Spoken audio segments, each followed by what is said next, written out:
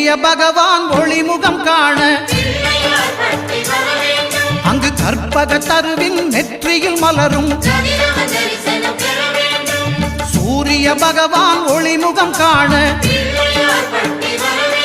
அங்கு கற்பக தருவின் நெற்றியில் மலரும் இருளை விலக்கி உலகை எழுப்பும் ஞாயிறு அங்கே குடியிருப்பான் அவன் ஆனை முகத்தனின் அடியவர் மனத்தில் ஒளியாய் வந்து கொலுவிருப்பான்